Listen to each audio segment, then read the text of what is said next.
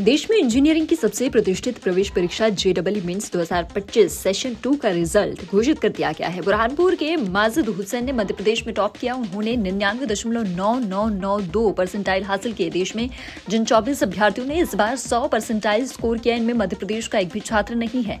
इन 24 छात्रों में राजस्थान के 7, महाराष्ट्र, तेलंगाना और यूपी के 3, पश्चिम बंगाल, गुजरात और दिल्ली के 2 छात्र हैं।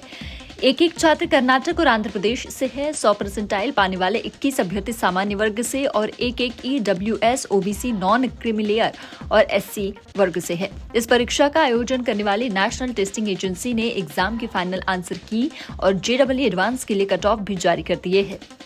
मध्य प्रदेश में गर्मी ने अपना भीषण रूप दिखाना शुरू कर दिया है। प्रदेश का अधिकतम तापमान 44.6 डिग्री सेल्सियस दर्ज किया गया है। प्रदेश में 18 शहरों का तापमान 42 डिग्री के पार पहुंच गया है।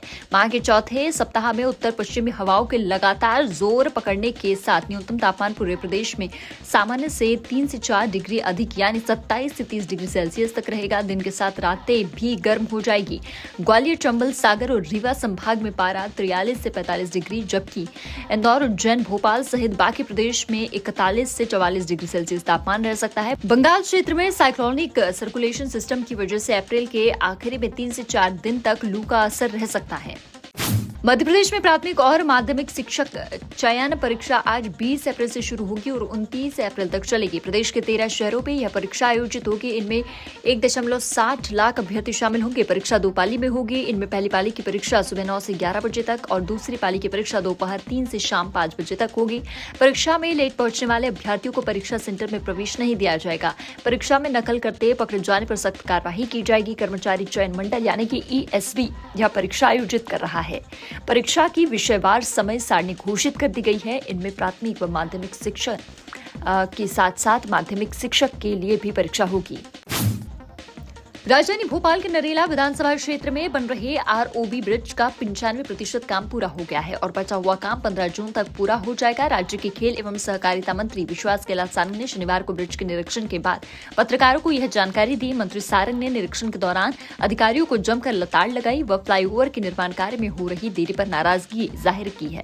मंत्री सारंग ने मीडिया से कहा कि ऐशबाग स्टेडियम को भी रेनोवेट करवा रही है। इस संपूर्ण क्षेत्र में सभी व्यवस्थाएं की जाएगी जिससे कि क्षेत्रवासियों को किसी भी तरह की कोई परेशानी न हो। मध्य प्रदेश सरकार की सामान्य प्रशासन विभाग के मुख्यमंत्री उत्कृष्टता पुरस्कार 2022-23 के लिए चयनित 14 सरकारी अधिकारियों की सूची जारी की है। विभिन्न क्षेत्रों में नवाचार करने के कारण चयनित इन अधिकारियों को मुख्यमंत्री डॉक्टर मोहन यादव 1 लाख रुपए की राशि और प्रशस्ति पत्र भेंट कर सम्मानित करेंगे। सम्मान समारोह का आयोजन नरोन्हा प्रशासन एवं प्रबंधकी अकादमी भोपाल में किया जाएगा। मध्य प्रदेश में परिवहन जांच चौकियों को बंद कर दिए जाने के बावजूद वाहनों से अवैध वसूली की शिकायतें लगातार सामने आ रही है। इन मामलों को ध्यान में रखते हुए परिवहन आयुक्त विवेक शर्मा ने वाहन जांच की प्रक्रिया को अधिक पारदर्शी और जवाबदेह बनाने के लिए विस्तृत निर्देश जारी किए हैं। परिवहन आयुक्त द्वारा जारी दिशा निर्देशों में साफ किया गया है कि जांच कार्यवाही केवल अधिकृत और वर्दीधारी अधिकारियों की मौजूदगी में ही की जा सकेगी। इसके साथ ही जांच के दौरान बॉडी वॉर्न कैमरों का उपयोग अनिवार्य किया गया है। गाइडलाइन के जांच के समय कम से कम एक सहायक परिवहन उप निरीक्षक का मौजूद होना जरूरी होगा। सभी स्टाफ को वर्दी पहनना अनिवार्य और वर्दी पर नाम की प्लेट भी होनी चाहिए।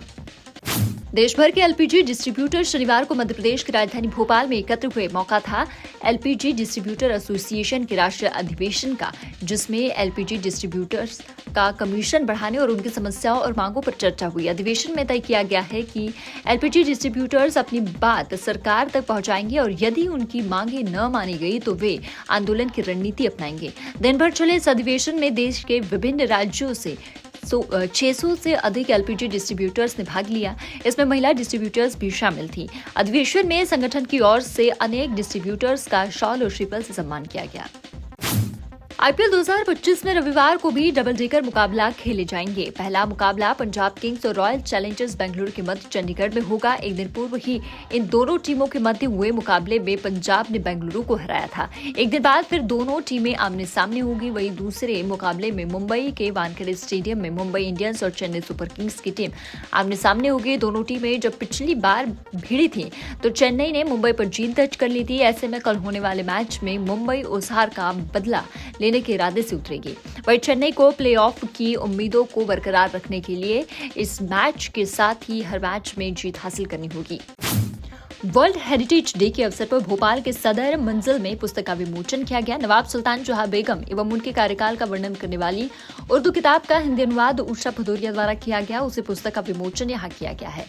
अख्तर इकबला यानी हिस्सा दूम गोहर इकबाल की इस पुस्तक का संकलन Bhopal history group, doctor Razia Hamid, Kaleem Akhtar एवं आरिफ हसन अंसारी द्वारा किया गया। विस्तार भोपाल मंच के तत्वाधान में आयोजित कार्यक्रम में शहर काजी सहित शहर की जानी मानी हस्तियां शामिल थीं।